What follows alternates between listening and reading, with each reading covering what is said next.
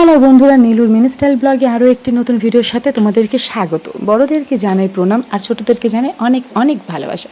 আজ বিশ্বকর্মা পুজো, আর বিশ্বকর্মা পুজো সেই জন্য বাইকের সাথে সাথে ওর বাবাকেও কিন্তু ধোয়া হচ্ছে। আর এটা ছিল সম্পূর্ণ আমার ছেলের। দেখো, ওর বাবা আর ও দুজনে মিলে কিন্তু বাইকটাকে ধুয়েছে। তারপরে দুজনেই সেই জলে স্নান করছে, আর ও তো স্নান করছেই, সাথে ওর পাপাকেও স্নান করে ভেজাচ্ছে। আর দেখো, এরকম পোজ দেওয়া লোক লাগবে যে পোজ দিয়ে দিয়ে বাইক ধোয়? দেখো আমার ছেলেকে, দেখো ও কিন্তু পোজ দিয়ে দিয়ে বাইক ধুচ্ছে। যাই হোক, ওরা যে টাইমটা ওখানে কাটাচ্ছিল, মানে ওদের কাজ ওরা করছিল, আমাকে তো আর ওদের সামনে বসে থাকলে হবে না, আমার কাজটাও তো আমাকে করতে হবে, যেহেতু আমি ঘরোয়া গৃহিণী। ওই জন্য এখানে বাড়িতে এসে আমি বাসনগুলো মেজে নিলাম, আর সেটাও তোমাদের সাথে একটু শেয়ার করে দিলাম। তা আজ না একদম মনটা ভালো নেই, কারণ আজকে আমার শ্বশুরবাড়িতে কিন্তু রান্না পুজো হচ্ছে। আর রান্না পুজোর দিন ভীষণ ভীষণ আনন্দ হয়, আর তার সাথে রান্নার কাটা কুটি, পুজোর সময় যে আনন্দগুলো, সেগুলো খুব মিস করছিলাম।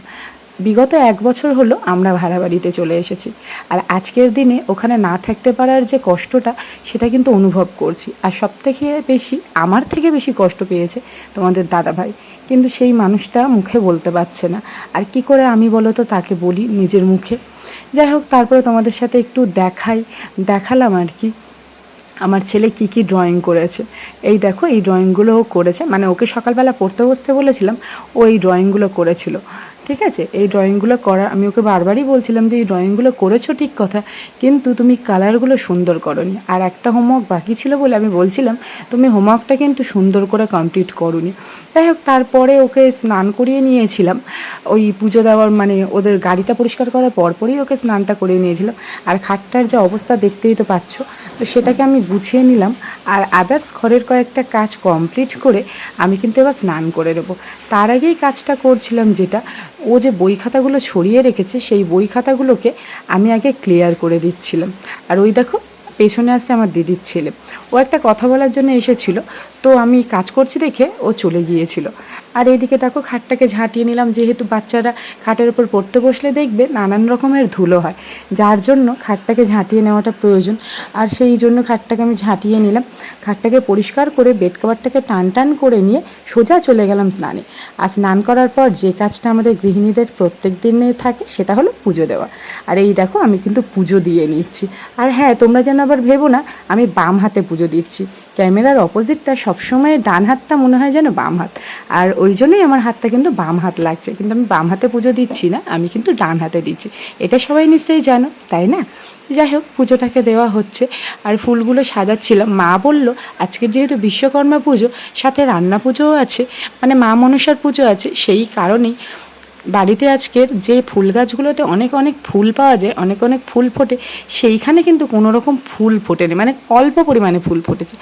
যতটা দরকার ছিল বা যতটা পরিমাণে ফুল উনি তুলতে পারেন প্রত্যেক দিন, ততটা কিন্তু আজকে তুলতে পারিনি। তাই অল্প কিছু মায়ের নিজের মন্দিরের জন্য রেখেছিলেন, আর কিছু আমার জন্য দিয়েছিলেন, তো সেইগুলো দিয়েই আমি পুজো দিচ্ছি। আর এখানে দেখো, মানে বাজারে যাব করতে করতে আর যাওয়া হয়নি। ওই জন্য আজকের দিনে ভগবানকে একটু সন্দেশও দেওয়া হয়নি, তাই একটু ভগবানকে বাতাসা দিয়ে দিলাম। তো ভগবানকে বাতাসা দিচ্ছিলাম, আর মনে মনে ভাবছিলাম, ভগবান পরিস্থিতি যদি ভালো আসে, অবশ্যই তোমার জন্য অনেক কিছু করব। যাই হোক, তো এখানটা একটু প্রদীপ দেখিয়ে শঙ্খ বাজিয়ে ভগবানের কাছে প্রণাম করে ক্ষমাও চেয়ে নিচ্ছিলাম, ভগবান আমার দিয়ে যদি কোনো ভুল ত্রুটি হয় ক্ষমা করে দিও। তারপরে তোমাদের সাথে শেয়ার করে দিলাম যে এইটা আমার ছোট্ট মন্দির, আর এটা হলো আমার শান্তির জায়গা। দেখো তো সুন্দর লাগছে কি না? কি সুন্দর লাগছে তো? আমার কিন্তু সব ছোট ছোট ঠাকুর। তারপরে স্নান করে সিঁদুর পরে তোমাদের সাথে একটু দেখা করে নিলাম। আজ কিন্তু কথা বলার একদম সময় নেই, ওই যে বললাম মনটাও ভালো নেই, সাথে অনেক কাজ। হ্যাঁ, তোমাদের সাথে তো শেয়ার করতে ভুলেই গেছি, এই যে দেখছো প্রসাদ, এই যে পান্তা, এই যে মাছ, আলু ভাজা, কলা ভাজা, মানে এই যে যেগুলো, এটা আমার শ্বশুরমশাই দিয়ে গেছেন আমাদের খাওয়ার জন্য। তো সেই জন্যই আমি সেই প্রসাদগুলোকে কন্টেনার থেকে বার করে সুন্দর করে প্লেটের মধ্যে সাজিয়ে নিচ্ছিলাম, কারণ ছেলেরও স্নান হয়ে গেছে, সাথে ওর বাবারও, ওরা দুজনেই খেয়ে নেবে। যেহেতু তোমাদের দাদাভাই খুব কমই ক্যামেরার সামনে আসতে চায়, তার জন্য তোমাদের দাদাভাইকে খুব কমই শেয়ার করা হয়, খুব কম টাইম শেয়ার করতে পারি। তো আমাদের এবারে রান্না পুজোয় কী কী মেনু হয়েছিল জানো? এই দেখো, ডালের ঝুড়ি, বেগুন ভাজা, কলা ভাজা, আলু ভাজা, রুই মাছ ভাজা, ইলিশ মাছ ভাজা আর চিচিঙ্গা। আর সাথে ছিল কিন্তু কুমড়ো, পুঁই শাক, আলু দিয়ে চিংড়ি মাছের চচ্চড়ি। আর এটা ছিল পান্তা, সরু চালের পান্তা আমাদের জন্য পাঠিয়েছিল। আর আমরা আজকের দিনে ওই বাড়িতে যদি থাকতে পারতাম, তাহলে আজকের দিনে একবার না, আমাদের 4-5 বার খাওয়া হয়ে যেত পান্তা। আর সাথে ছিল কিন্তু পিঠে, যেটা আমরা আনার সাথে সাথেই খেয়ে ফেলেছিলাম, তাই তোমাদের সাথে সেইভাবে শেয়ার করতে পারিনি। আর এখানে দেখো, তোমাদের দাদাভাই আর আমার ছেলের জন্য পান্তা বেড়ে নিচ্ছিলাম ওদেরকে খেতে দেবো বলে। আর এই যে এপারে যে ছোট্ট পান্তাটা দেখছো, ওটা ছিল ঠাকুরের প্রসাদ। মানে যাদের বাড়িতে রান্না পুজো আছে তারা খুব ভালো করেই জানে যে ঠাকুরের প্রসাদটা কী। মানে রান্নার যে পান্তাটা, সেই পান্তাটা ছিল ওটা। তারপরে ছিল এটা, আর এটা তোমাদের সাথে একটু শেয়ার করুন। ওই যে দেখতে পাচ্ছ, একটা টিফিন বক্সের মধ্যে পিঠে রয়েছে, ওইটুকুই বেঁচেছিল, আর বাদবাকি সব আমরা খেয়ে নিয়েছিলাম, তাই তোমাদের সাথে আর শেয়ার করা হয়নি। যাই হোক, এখানে ছেলেকে খেতে দিয়েছি, ওর বাবাকে খেতে দিয়েছি। আর সব কিছু খেতে দেওয়ার পরে তোমাদের সাথে একটুখানি শেয়ার করে নিচ্ছিলাম কী কী ছিল ওর মধ্যে। হ্যাঁ, তারপরে হঠাৎ করেই দেখলাম মা এসে হাজির। ঠিক খেয়ে নিয়েছি, খাওয়া কমপ্লিট করার পরেই মা এসে হাজির। পাশের বাড়ি একটা কাকিমার বাড়িতে আমাদের রান্না পুজো খেতে যাওয়ার নিমন্ত্রণ ছিল। ওই যে বললাম, মনটা ভালো ছিল না, তাই আর যাওয়া হয়ে ওঠেনি। তাই তিনি আমার জন্য পাঠিয়ে দিয়েছে। মেয়ে করেন তো, বড্ড ভালোবাসেন। এখানটায় রয়েছে পুজোর পান্তা, মানে তারপরে এমনি পান্তা, উনি ভাজা পাঠিয়েছিল, মাছ পাঠিয়েছিল, চাটনি, পায়েস, তারপরে হচ্ছে ছোট ছোট পিঠে, অনেক কিছুই পাঠিয়েছিল। আর আমার ছেলে কিন্তু পান্তা খেতে ভালোবাসে না, কিন্তু কেন জানি না এই পুজোর সময়ে ও মাছ ভাজা দিয়ে ঠিক পান্তা খেয়ে না, আর সেটা খুব আনন্দ সহকারেই খায়।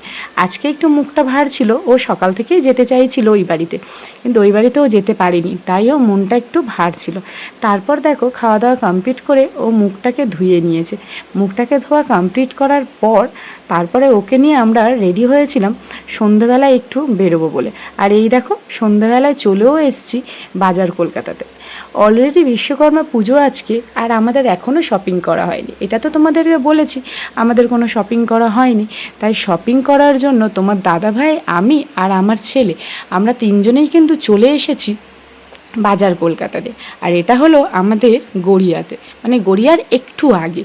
তো সেই কারণে আমরা বাজার কলকাতাতে চলে এসেছি। তো ছেলেকে দেখো, ছেলে কিন্তু ওই ফাঁকা পেলে যেটা হয়, ও খুব আনন্দ করতে আরম্ভ করে দিয়েছে। আর এখানটা দেখো, আমি চুজ করছি তাতে হবে না, ওর জিনিস ওকেও চুজ করতে হবে। তো এখানে চুসিংয়ের পালা। আর এটা ছিল বাচ্চাদের কাউন্টার, মানে এটা বয়েজ কাউন্টার ছিল, অপোজিটে ছিল মেয়েদের কাউন্টার, মানে গার্লস কাউন্টার।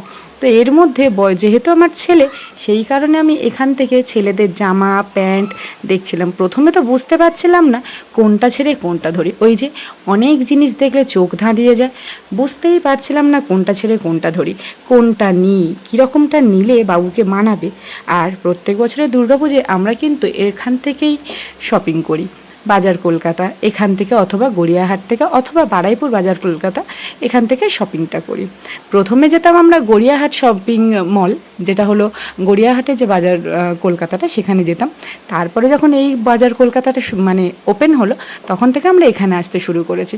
আর তোমাদের দাদাভাইকে বলেছিলাম, তুমি কিন্তু ছেলেকে লক্ষ্য রেখো, ছেলে কোন দিকে যাচ্ছে, কারণ এত ভিড় তোমরা তো দেখতেই পাচ্ছ, মানুষের গলার জায়গা নেই। আর সেখানে তো একটা ছোট বাচ্চা হারিয়ে গেলে খুঁজে পাওয়াটা খুবই কষ্টের, তাই না? তো এখানে দেখো, একটার পর একটা জিনিস চুজ করছিলাম, কিন্তু কিছুই যেন মনে হচ্ছিল না যে ওটা ওকে বেশি ভালো লাগবে। আর আমার ছেলেও দেখো, এক একটা জিনিস এনে বলছে, মা এটা কেমন হবে, এটা আমি পরে দেখব, ওটা কেমন হবে, ওটা আমি পরে দেখব। আমি ওকে বললাম, তুমি তোমার পছন্দ করো, সাথে আমিও পছন্দ করছি, তোমার যেটা ভালো লাগবে তুমি সেটা নিও। তারপরে অনেক কিছু পছন্দ করা হলো, কিন্তু ওর বয়সের যেটা রয়েছে, মানে এজ অনুযায়ী কিন্তু জামা কাপড়গুলো পাওয়া যাচ্ছিল না। তাই আমি খুব প্রবলেমের মধ্যে পড়ে যাচ্ছিলাম যে কোন সাইজটা নিলে ভালো হয়, ওর থেকে এক সাইজ ছোটো নেবো, না হলে ওর থেকে এক সাইজ বড়ো নেব। যেহেতু আমার ছেলে অনেক ছোট, সেই কারণে ওকে কিন্তু বেশি বড় দিলে মানে সরি, ছোটোর থেকেও বড় কথা ও রোগা।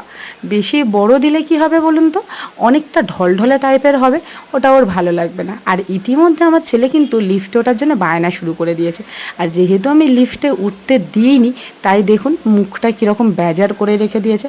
আর তার থেকেও বড় কথা হচ্ছে উনি এখন জামাকাপড় নিজে চুজ করবে, যেটা আমরা করতে দিচ্ছিলাম না। তারপর অনেকক্ষণ পরে ফাইনালি এই জামাটা ওনার পছন্দ হয়। এই জামাটা পছন্দ করে আমাদেরকে বলে দিল, মামা এই জামাটাই আমি কিন্তু নেব। ঠিক আছে চলো, ও যেহেতু এই জামাটা পছন্দ করেছে তাহলে একটা আবদার তো রাখা যেতেই পারে। তো এই আবদারটা রাখার জন্য এই জামাটাও আমরা নিয়ে নিলাম। আর সত্যি কথা বলতে আমার ছেলের কিন্তু পছন্দটা সত্যিই খুব সুন্দর। যাই হোক, তারপর ওর বাবা বলল, জামা যখন নেওয়া হয়েছে গোটা কয়েক ছোট্ট ছোট্ট প্যান্ট নিয়ে নাও, যেটা ওর সারা বছরে কাজে আসবে আর খুব সুন্দর লাগে। এখানকার প্যান্টগুলো খুব টেকসইও হয়, দেখতেও বেশ সুন্দর হয়। তো আমি সেটাই করছিলাম, কিন্তু ওর সাইজ আমি কিছু পাচ্ছিলাম না বলে আমার মুখটাও কিন্তু ভার হয়ে গেছিলো। মানে আমি বুঝতে পারছিলাম না কোনটা নেব আর কোনটা নেব না। তো ফাইনালি এখান থেকেই কিছু চুজ করে নিয়ে, কয়েকটা প্যান্ট চুজ করে নিয়ে আমি বেরিয়ে আসি অন্যদিকে। আর এই দেখো, এই যে প্যান্টটা আমি পছন্দ করেছি, কিন্তু বাবুর সাইজে হলেও কেমন যেন মনে হচ্ছিলো একটু ছোট হয়ে যাবে। তো ফাইনালি ওখান থেকে কয়েকটা প্যান্ট চুজ করার পর জামা প্যান্ট সব মিলিয়ে আমি বিলিং করতে চলে এসেছিলাম বিলিং কাউন্টারে। আর সেখানটায় দেখো, ওখানেও কিন্তু লাইনের সম্মুখীন। আর হ্যাঁ, ওই যে বললাম আমার ছেলের বায়না লিফটে উঠবে, এই যে লিফটে উঠেছি। আর ওনাকে আমি বলেছি তুমি প্রেস করো, তাহলে উনি খুব খুশি। তো উনি প্রেস করলেন, আমি আবার নিচে গেলাম, গিয়ে তোমাদের দাদাভাইকে বললাম যে তুমি যাও নিচে গিয়ে তোমার জামা কাপড়গুলো চুজ করতে থাকো, আমি ছেলেকে নিয়ে লিফটে করে আসছি। তো তোমাদের দাদাভাই বললো ঠিক আছে তুমি আসো, ওকে নিয়ে আমি ওয়েট করছি নিচে। আর এই দেখো নিচের কাউন্টারে চলে এলাম। আর এখানে দেখো কত রকমের জিনিস, এখানে ফেস ওয়াশ আছে, বডি ওয়াশ আছে, শ্যাম্পু আছে, তারপরে সেন্ট রয়েছে। এর মধ্যে থেকে একটা সেন্ট যদিও আমি নিয়ে নিয়েছিলাম। আর আমার ছেলে আবারও বলছে ও যাবে, আবার নাকি লিফটে উঠতে হবে। এরকম বায়না আর মানা যায় না পারা যায় বলুন তো আপনারা? আপনাদের কি ঘরে এরকম দুষ্টু বাচ্চা আছে, নাকি আমার ঘরেই এরকম? ওর বাবা সবসময়ই বকে ওকে, বলে ও খুব নাকি দুষ্টু। আচ্ছা, আপনাদের ঘরের বাচ্চারা কি খুব শান্ত? একটু কমেন্টে জানাবেন প্লিজ।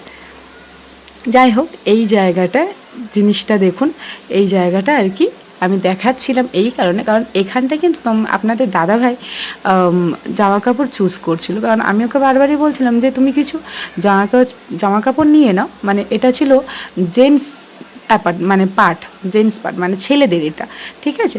আমি ওকে বললাম কিছু জামা কাপড় নিয়ে নাও। ও ওখান থেকে কিছু জামা কাপড় চুজ করছিল, কিন্তু ওর কিছুই পছন্দ হচ্ছিল না।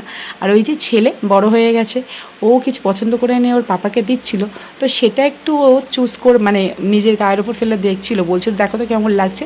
বললাম ঠিক আছে, ভালো লাগছে, তোমার যেটা ভালো লাগবে তুমি সেটা নাও, যেটা ওর পরলে মানে হয়। তো অনেকক্ষণ চুজ করার পর এই জামাটা চুজ করা হয়। আর এই জামাটা আমি কিন্তু চুজ করে দিয়েছি।